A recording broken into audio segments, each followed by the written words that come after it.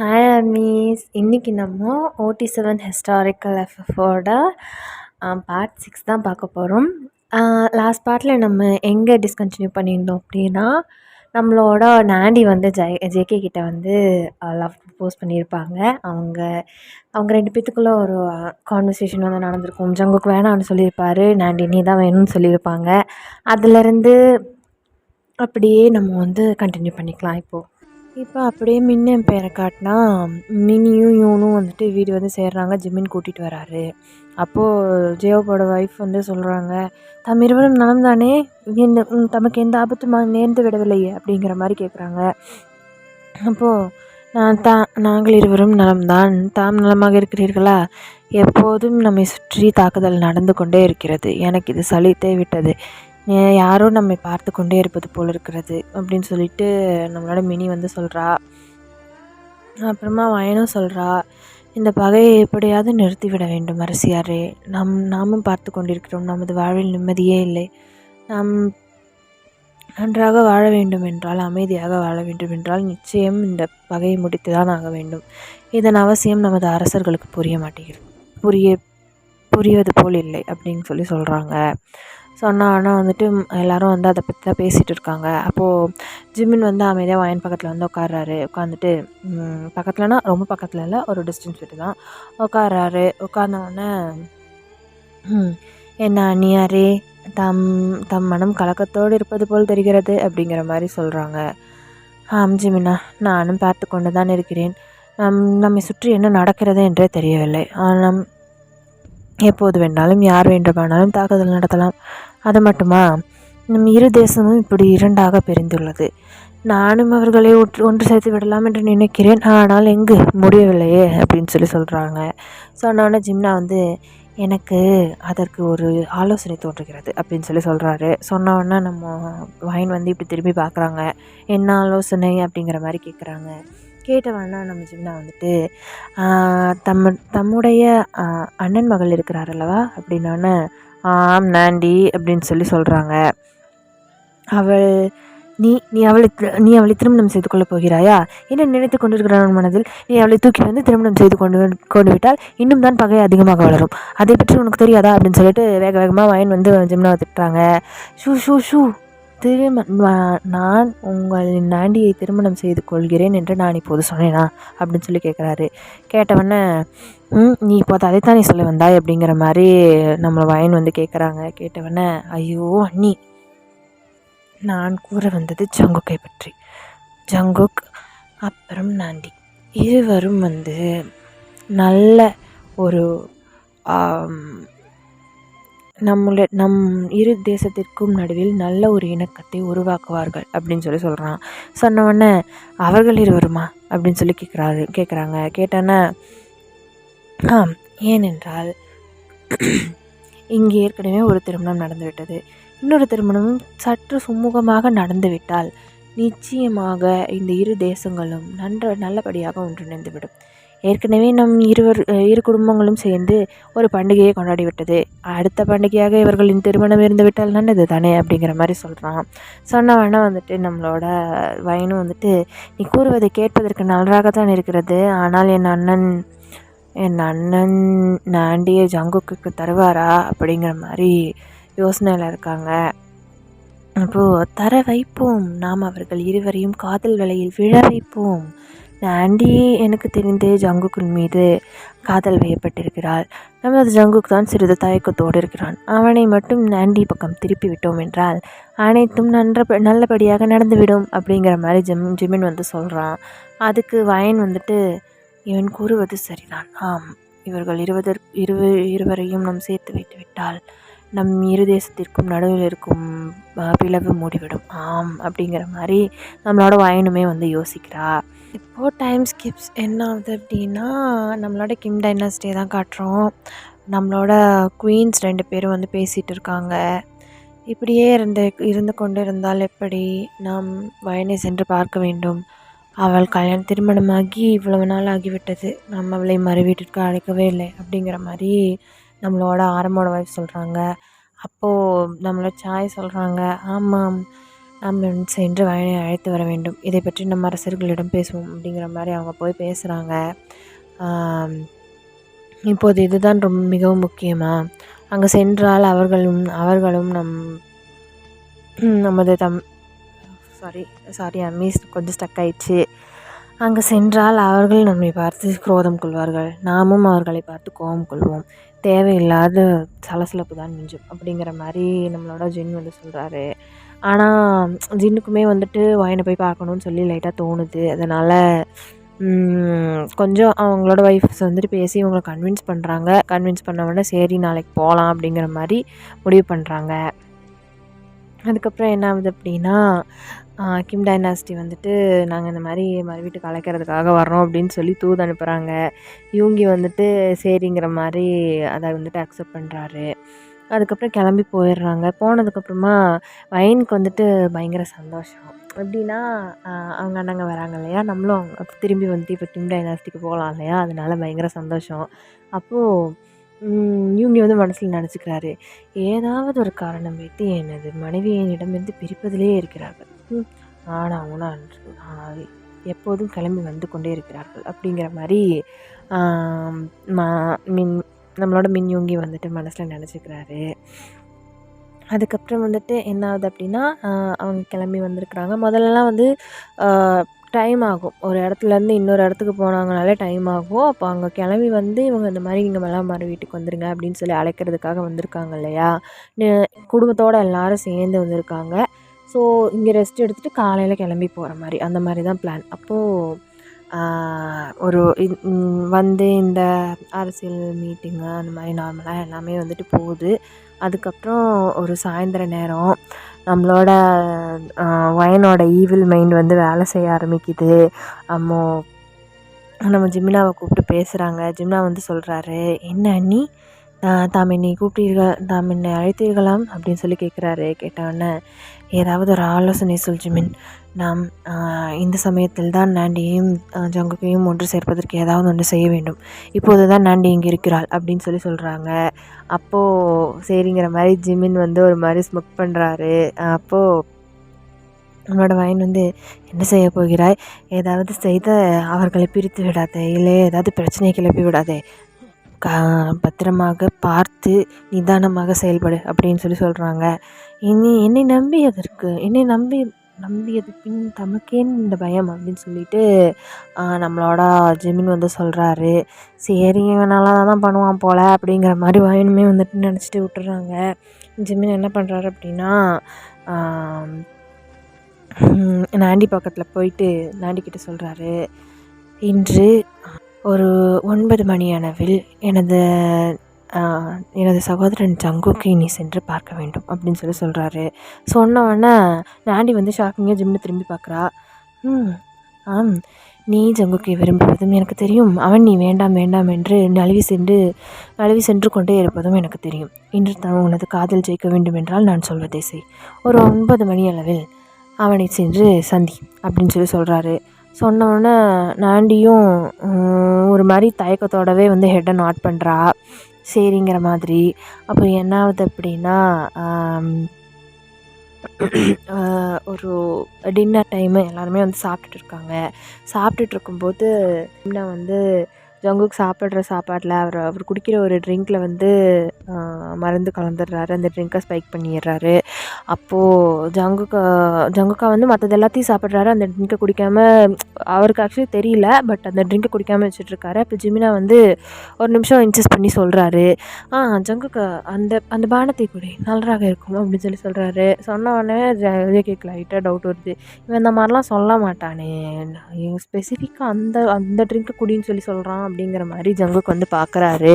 அப்போது ஜங்குக்கு வந்து அதை குடிக்கிற மாதிரியே பாவலா பண்ணிவிட்டு குடிக்காமல் ஆக்சுவலி அதை அப்படியே வச்சிடுறாரு. அந்த சில்வர் ஆர் கோல்டு அதில் ஆனது. ஸோ வெளியில் வந்து தெரியல, அது குடிச்சிருக்கா குடிக்கலையாங்கிறது வெளியே தெரியல. ஸோ அவன் குடிச்சிட்டான்னு சொல்லிட்டு நம்மளோட ஜிம்னு வந்து நினச்சிக்கிறாரு. நினச்சதுக்கப்புறம் ஜிமினா வந்துட்டு என்ன பண்ணுறாரு அப்படின்னா, ஜிமினா ஜங்குக்கா நீ எனக்காக எனது அறையில் காத்திரு, நான் ஒரு முக்கியமான வேலையாக அங்கே வருகிறேன், நம்ம சிறிது ஆலோசிக்க வேண்டும் அப்படிங்கிற மாதிரி சொல்கிறாரு. சொல்லிவிட்டு அங்கேருந்து போகிறாரு. போனவொடனே இவன் என்ன தான் பண்ணுறான்னு பார்ப்போம் அப்படிங்கிற மாதிரி ஜங்குக் வந்துட்டு அவன் ஜிமினாவோட ரூமுக்கு போய் வெயிட் பண்ணுறாரு. அதுக்கப்புறமா வயன் வந்து என்ன பண்ணுறாங்க அப்படின்னா நாண்டி கூப்பிட்டுறாங்க. கூப்பிட்டு வந்துட்டு எனக்கும் என்ன ஆலோசனை என்று தெரியாது, என்ன திட்டம் என்று தெரியாது. ஜிமினா தான் உன்னை இங்கே அழைத்து வர சொல்லி சொன்னான். உள்ளே ஜங்குக் இருப்பான் என்று நினைக்கிறேன். அவனிடம் நீ பேசு, உன் மனதை விட்டு பேசு. எதுவும் எல்லை மீறி நடந்து கொள்ள வேண்டாம், அவனுக்கு கோபம் வந்துவிடும். நீ பார்த்து பக்குவமாக நடந்து கொள், அவனிடம் பேசு. பேசி உன் மனதில் இருப்பதை அவனுக்கு புரிய வைக்க முயற்சி செய் அப்படிங்கிற மாதிரி வயன் வந்து சொல்கிறாங்க. சரிங்கிற மாதிரி நாண்டியும் வந்துட்டு ஹெட் நாட் பண்ணுறா. ஆனால் அவளுக்கு ஏதோ தப்பாக நடக்க போகிற மாதிரி அந்த ஏரில் வந்துட்டு ஃபீல் ஆகுது. சரின்னு சொல்லிட்டு அப்படியே ஒரு மாதிரி பயந்துட்டு ஒரு மாதிரி தயக்கத்தோடு அந்த ரூம்குள்ளே வந்து போகிறா. போனவொடனே ஜங்குக்கா வந்துட்டு அந்த ரூம்குள்ளே வந்துட்டு ஒரு மாதிரி கோவமாக வெறப்பாக நின்றுட்டுருக்காரு. அவள் வந்துட்டு மெதுவாக ஜங்குக் பக்கத்தில் போயிட்டு இளவரசே அப்படின்னு சொல்லி கூப்பிடுறா. கூப்பிட்ட உடனே பலார்னு ஒரு சவுண்டு, அப்படி எக்கோ ஆகுது இந்த ரூமே. நாண்டியை பிடிச்சி பளிச்சுன்னு அப்படி பொழிச்சுன்னு விட்டாரு. மூஞ்சிலே செம்ம அறை வாங்கிட்டு அப்படியே அப்படின்னு சொல்லிட்டு அப்படியே கணத்தில் கையை வச்சுட்டு செம்ம ஷாக் ஆகிட்டு நாண்டி வந்துட்டு ஜங்குக்கை பார்க்குறா. அதோடனே என்ன நினைத்து கொண்டு இருக்கிறா உன்னது மனத்தில்? என்னோட சரசனம் ஆடினால் நான் உன்னை மணந்து கொள்வேன் என்ற எண்ணமா அப்படின்னு சொல்லி கேட்குறாரு. கேட்ட ஒன்றும் பயங்கரமாக நாண்டிக்கு வந்து ஹார்ட் பிரேக்கிங் ஆயிடுச்சு. சரசம் ஆடினான்னா அந்த மாதிரி தப்பா இந்த மாதிரி பண்ணிட்டா அப்படின்னு அர்த்தம். என்னோட சரசம் ஆடினால் நான் உன்னை மணந்து கொள்வேன் என்ற எண்ணமா? உனது தந்தை உனக்கு வேறு இடத்தில் மாப்பிள்ளை பார்க்கிறார் என்று கேள்விப்பட்டேன், அதற்குள் உனக்கு என்ன அப்படிங்கிற மாதிரி கேட்குறாரு. கேட்ட உணவு வந்துட்டு தாங்க முடியல நாண்டியால். அவளுக்கு அழுகழுகியாக வருது. நான் சாப்பிடும் உணவில் இப்படி மருந்து கலந்து இப்படி என்னை தனியாக அழைத்து வந்து இங்கே என்ன செய்வதற்கு திட்டமிட்டு இருந்தாய்? நீ எல்லாம் ஒரு இளவரசியா? அவ்வளவு பெரிய சாம்ராஜ்யத்தின் இளவரசியாக, அவ்வளவு பெரிய மனிதனின் மகளாக இருந்து கொண்டு நீ செய்யும் காரியமா இது அப்படிங்கிற மாதிரி பல்ல கடிச்சிட்டு கேட்குறாரு. கேட்டவுடனே நாண்டியால் தாங்கிக்கவே முடியல. அப்படியே அழுதுட்டுருக்கா பயங்கரமாக. எப்படி சொல்கிறது, அவளுக்கு தாங்க முடியல. அப்படியே கன்னத்தில் கையை வச்சுட்டு அப்படியே நடுங்கிட்டு அழுதுட்டுருக்கா. அப்போது ஜங்குக்கு வந்துட்டு இது போல் இன்னொரு முறை செய்தால் அப்படின்னு சொல்லி இப்படி ஒரு விரலை பார்த்து இப்படி இப்படி பயங்கரமாக கொன்னுருவேங்கிற மாதிரி இப்படி காட்டிட்டு போகிறாரு. இப்படி ஒரு விரலை நீட்டி ஒன்று கொன்னுருவேன் அப்படிங்கிற மாதிரி சொல்லிட்டு அந்த இடத்த விட்டு போக பார்க்குறாரு. போக பார்க்கறதுக்கு முன்னாடி நாண்டி வந்து ஜங்குக்கோட கையை பிடிச்சி நிறுத்துறா. இளவரசி ஒரு நிமிடம் அப்படின்னு சொல்லி நிறுத்துறா. அப்போது என்ன அப்படின்னு சொல்லிட்டு ஒரு மாதிரி ரோரிங்கான வாய்ஸில் கேட்குறாரு. நான் தம்மிடம் சரசம் ஆடுவதற்காக வரவில்லை, தம் மீது மோகம் கொண்டும் இங்கு வரவில்லை, தம்மிடம் பேச வேண்டும் என்றே வந்தேன். அவர் உங்களுக்கு என்ன கலந்து கொடுத்தார் என்று எனக்கு தெரியாது. நீ இங்கே வந்து பேசு அப்படி என்று தான் நான் பயன் என்னை வர சொன்னார், அதனால் தான் வந்தேன் அப்படின்னு சொல்லிட்டு அழுதுட்டு சொல்கிறா. சொன்னதை கேட்டவொடனே இதை நம்புவதற்கு நான் ஒன்றும் முட்டாள் இல்லை அப்படின்னு சொல்லி சொல்கிறாரு. சொன்னவொடனே நம்மளோட நாண்டி வந்துட்டு சொல்கிறா, எனது புனிதமான காதலுக்கு தாமிட்ட பெயர் இது தானா அப்படின்னு சொல்லி கேட்குறா. உனது காதலை தூக்கி குப்பையில் போடு, நடக்காத விஷயங்களை பற்றி எப்போதும் நினைத்து கொண்டிருக்கக்கூடாது, அது முட்டாள்தனம் அப்படின்னு சொல்லி ஹார்ஷாக சொல்கிறாரு. சொன்னவொடனே நம்மளோட நாண்டி வந்துட்டு எனது காதல் முட்டாள்தனம் அல்ல, எனது காதல் சரசம் அல்ல, எனது காதல் புனிதமானது. இப்போது சொல்கிறேன் ஜங்குக்கா, இவ்வுலகில் வேறு எந்த ஒரு ஆண்மகனையும் இந்த நாண்டி மணக்க மாட்டாள், மனதால் கூட நினைத்து பார்க்க மாட்டாள், எந்த ஸ்வர்ண சிம்மாசனத்திலையும் அமர மாட்டாள். தமது மனைவியாக இந்த மின் டைனாஸ்டிக்கு தான் அவள் வருவாள். என்ன நடந்தாலும் சரி, இவ்வுலகமே மாறினாலும் சரி, நான் தம் மீது கொண்டிருக்கும் காதல் மட்டும் மாறாது. நான் இறந்து மண்ணோடு மண்ணாய் போவேனே தவிர வேறொரு ஆண்மகனை மணக்க மாட்டேன். என்னை தாம் ஏற்றுக்கொள்ளத்தான் வேண்டும். அப்படி ஏற்றுக்கொள்ளவில்லை என்றால் எனது உயிரை மாற்றிக்கொள்வேன் அப்படின்னு சொல்லிட்டு ஃபைனலாக சொல்லிவிட்டு அங்கேருந்து நாண்டி வந்துட்டு ஓடி போகிறா. போயிட்டு செம்ம அழுகு, அவளுக்கு அழுன்னு அழுகுறா. அவளை பார்த்து ஜங்குக்கு இந்த கேள்வி கேட்டதை வந்துட்டு அவளால் தாங்கிக்கவே முடியல. நான் அவர் மீது மோகம் கொண்டிருக்கிறேனா அப்படின்னு சொல்லிட்டு அவளுக்கு அவளே பேசிட்டு அப்படி அழுது கண்ணெல்லாம் தொடச்சிக்கிறா. தொடச்சிட்டு எனது உண்மையான காதலுக்கு கிடைத்த பரிசு இதுதானா அப்படின்னு சொல்லிட்டு உட்காந்து அழுன்னு அழுகுறா. அப்போ வயன் வந்து நாண்டியை வந்து பார்க்க வந்திருப்பா. என்ன பேசினாய், என்ன ஆயிற்று, எதற்காக உன் முகம் இப்படி வாடி இருக்கிறது அப்படின்னு சொல்லி கேட்குறா. கேட்டவொன்னா நாண்டி வந்துட்டு வயனை ஹக் பண்ணிவிட்டு அப்படி அழுகிறா. நான் எத்தவரும் செய்யவில்லை வயன், அவர்தான் என்னை பார்த்து இப்படி சொல்லிவிட்டார் அப்படின்னு சொல்லிட்டு அழுன்னு உட்காந்து அழுதுட்ருக்கா. அப்போது ஜங்குக்கு ஒரு பக்கம் வந்து மனசே கேட்கல. எப்படின்னா இப்படி அடித்து அவமானப்படுத்தி அனுப்பிட்டோமே, இப்படி பண்ணியிருக்க வேண்டாமே அப்படிங்கிற மாதிரி நாண்டியை வந்துட்டு ஜங்குக்கு ஆக்சுவலி ரொம்ப பிடிச்சிருக்கு. அவர் பேசுகிறது, அவங்க அம்மாவை மதிக்கிறது எல்லாமே வந்துட்டு ஜங்குக்கு ரொம்பவே பிடிச்சிருக்கு. ஆனால் அவன் வந்து எப்படின்னா அவன் போய் ஆரம்பிக்கிட்ட பொண்ணு கேட்டாலோ இல்லை அவங்க ஃபேமிலியில் இருக்கிறவங்க எல்லோரும் போய் ஆரம் முன்னாடி நின்னாலோ ஆரம் கேட்குற ஃபஸ்ட்டு கேள்வி, இவன் வந்துட்டு உங்களோட ஃபேமிலியில் பிறந்தவனா, நீங்கள் பிறந்த வயதில் அவன் பிறக்கலையே அப்படிங்கிற மாதிரி ஏதாவது கேட்டுருவாரோ, அவங்களோட அம்மாவை வந்து எல்லா முன்னாடியும் வச்சு அவமானப்படுத்திடுவாங்களோ, அவரோட பிறப்பை பற்றி ஏதாவது சொல்லிடுவாங்களோ அப்படிங்கிறது தான் வந்து ஜங்குக்கு ரொம்ப ரொம்ப பயம். இவ்வளோ பெரிய ஒரு அரசரோட மகளை வந்து நம்ம கேட்டு போனோம் அப்படின்னா கண்டிப்பாக ஏதாவது சொல்லுவாங்க அப்படின்னு சொல்லிட்டு அந்த தயக்கத்துலேயும் அந்த இன்செக்யூரிட்டிலையும் வந்துட்டு இவர் இவ்வளோ வயலண்ட்டாக பிஹேவ் பண்ணிட்டாரு. அதை வந்துட்டு நம்ம மீது தவற வைத்து கொண்டு அவளை எடுத்து விட்டோம் அப்படிங்கிற மாதிரி ரொம்ப அவருக்கு வந்து கில்ட்டாக இருக்குது. இப்போ வந்துட்டு நாடியை பார்க்கலான்னு சொல்லிட்டு போகிறாரு. போயிட்டு ஒரு ஒரு நீர்வீழ்ச்சி மாதிரி இருக்குது, அதுக்கு பக்கத்தில் ஒரு கார்டன் மாதிரி இருக்குது. அந்த இடம் தான் வந்துட்டு எப்படி சொல்கிறது, இந்த அரச குடும்பத்தை சேர்ந்தவங்கெல்லாம் ஒரு மாதிரி ரிலாக்ஸ் பண்ணுற இடம்.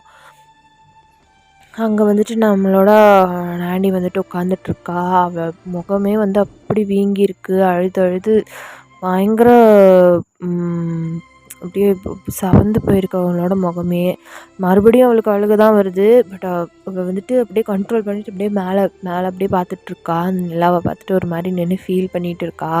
அப்போ வந்து ஜங்குக்கு வந்து அவள் பின்னாடி வந்து நிற்கிறாரு. நின்றுட்டு நாண்டி அப்படின்னு சொல்லி கூப்பிட்றாரு. கூப்பிட்டோன்னா அவள் அப்படியே திரும்பி பார்க்குறா. திரும்பி பார்த்துட்டு முறைச்சிட்டு திரும்பிக்கிறா. நான் அப்படி பேசியிருக்கக்கூடாது. ஆனால் நீ ஜிமினாவோடு சேர்ந்து எதற்காக அப்படி பண்ணாய், எதற்காக அப்படி செய்தாய்? நான் இதை உன்னிடமிருந்து எதிர்பார்க்கவில்லை அப்படின்னு சொன்னேன். இந்த திட்டம் என்னுடையதல்ல, இப்படி நடக்கும் என்று எனக்கும் தெரியாது அப்படின்னு சொல்கிறா. சொன்னவொன்னே வந்துட்டு ஜங்குக்கு வந்து இது சரி வராது நாண்டி, நிச்சயமாக சரி வராது. இதனால் நீயும் சரி நானும் சரி அதிகமாக அவமானப்படுவோம். நான் உன்னிடம் வெளிப்படையாகவே சொல்கிறேன், எனது தாயின் அவமானத்தை என்னால் தாங்கிக் கொள்ள முடியாது. அவர்களை யாராவது ஏதாவது சொன்னால் நிச்சயம் என்னால் ஏற்றுக்கொள்ள முடியாது.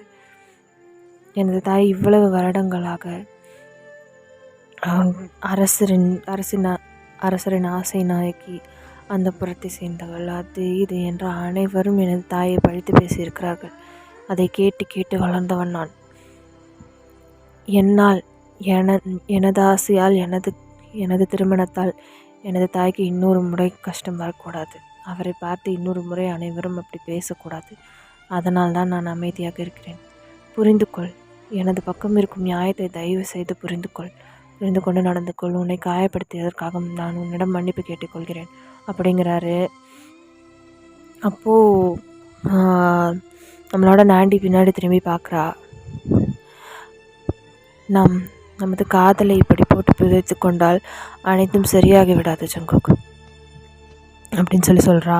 சொன்னோன்னே நம்மளோட ஜங்குக் வந்து சொல்கிறாரு, நமது காதல் வெளில போவதில்லை நாண்டி, நிச்சயம் உனது தந்தை எனக்கு உன்னை தரமாட்டார் அப்படின்னு சொல்கிறாங்க. தரவில்லை என்றாலும் நான் தம்மிடம் வந்து விடுவேன் அப்படின்னு சொல்கிறா. இல்லை நாண்டி, இது தவறாகும்.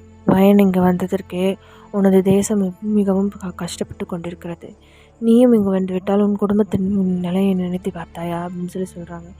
எனக்கு இந்த உலகத்தை பற்றி கவலை இல்லை அப்படின்னு கத்துறா.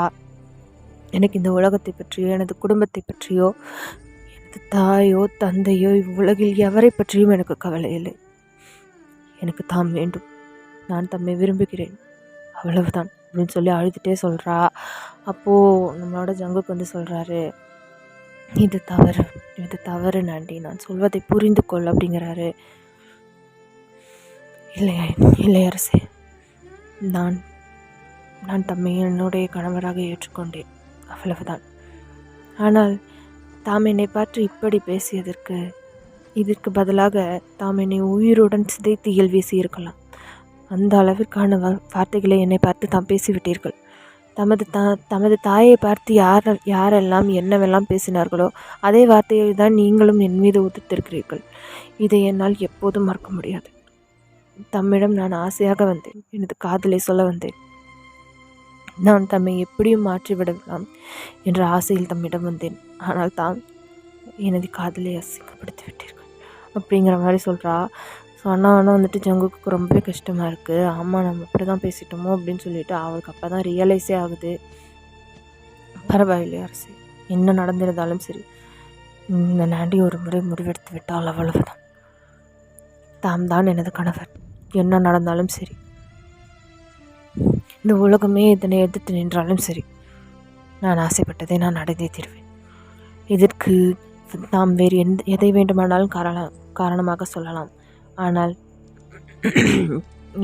எனது காதலை பழித்து பேசாதீர்கள் இன்னொரு முறை அப்படின்னு சொல்லிட்டு, இன்னொரு முறை என்னை பார்த்து நீங்கள் இப்படி பேசக்கூடாது. அது மட்டுமல்ல, நான் தம்மைத்தான் மணந்து கொள்வேன், அதை மட்டும் மனதில் குறைத்து கொள்ளுங்கள் அப்படின்னு சொல்லிட்டு ஃபைனலாக சொல்லிட்டு அங்கேருந்து வந்துட்டு நாண்டி கோபமாக கிளம்பிடுறா. ஜங்குக்கு வந்துட்டு இவன் என்ன பேசினாலும் கண்டிப்பாக மாற மாட்டாடா, நம்ம தான் வந்துட்டு எப்படி சொல்கிறது, இவளை மாற்ற ட்ரை பண்ணி நம்ம தான் தப்பு பண்ணிட்டோம் அப்படின்னு சொல்லிட்டு அவருக்கு வந்து இப்போ என்ன பண்ணுறதுனே தெரியல. ஒரு பக்கம் ஜிம்னா மேலே கோவம் வருது, இந்த திட்டத்தை இவ போடலைன்னா அப்போ அவனோட தான் இருக்கும் அப்படிங்கிற மாதிரி இப்போ ஜிம்னாவை பார்க்குறதுக்காக போகிறாரு. போயிட்டு ஜிம்மின் அப்படின்னு சொல்லி கத்துன உடனே ஜிம்னா வந்துட்டு ஒரு மாதிரி ஜர்க் ஆகிட்டு திரும்பி பார்க்குறான். என்ன ஜங்குக்கா அப்படின்னு சொல்லி சிரிச்சிட்டே கேட்குறாரு. போயிட்டு ஜிம்னாவோட சட்டையை பிடிச்சி உழுக்குன்னு உழுக்குறாரு. என்னடா திட்டம் போட்டுருந்தா நீ அப்படின்னு சொல்லி கேட்குறாரு. கேட்டவொடனே நான் என்ன செய்தேன், நான் ஒன்றும் செய்யவில்லையே அப்படின்னு சொல்லிட்டு இருக்கிறாரு. அதுக்கப்புறம் ஜங்குக்கு வந்து கேட்குறாரு, நீ செய்த காரியத்தால் எவ்வளவு பெரிய அனர்த்தம் நிகழ்ந்திருக்கும் தெரியுமா அப்படிங்கிற மாதிரி சொல்லி கேட்குறாரு. என்ன நடந்திருக்கும், ஒன்றும் நடந்திருக்காது, நடக்க வேண்டியது நடந்திருக்கும், ஆனால் இப்போது அது நடக்கவில்லை அப்படிங்கிற மாதிரி சொல்கிறாரு. சொன்னோன்னே உன்னிடமெல்லாம் பேசுவதே வீண் அப்படின்னு சொல்லிட்டு ஒரு மாதிரி பேசிட்டு அங்கேருந்து போயிடுறாரு. போனதுக்கப்புறம் பார்த்தா வந்து கழுவி ஊற்றிட்டு போனதுக்கப்புறம் இன்னொரு ஆள் அங்கே கழுவி ஊற்றுறதுக்காக வெயிட்டிங். யாருன்னா நம்மளோட ஒயன் தான். அங்கேருந்து அப்படியே பொல்ல கடிச்சிட்டே வர்றா. என்ன செய்திருக்கிறா ஜிம்னா அப்படின்னு சொல்லி கேட்குறாங்க. கேட்டவொன்னே ஜிம்னா வந்துட்டு அப்படிங்கிற மாதிரி பார்க்குறாரு. பார்த்தவொன்னே உனது ஆலோசனையை நம்பி உன்னை நம்பி இப்படி ஒரு திட்டத்தை தீட்டினேன் பார்த்தியா, எனது புத்தியை சொல்ல வேண்டும் அப்படின்னு சொல்லிட்டு தலையிலே அடிச்சுக்கிறாங்க. நீ உனது திட்டம் என்ன, ஜங்குக்கின் உணவில் மருந்து கலந்து அவரை மயக்கி நமது நாண்டியிடம் சேர்த்து வைப்பது.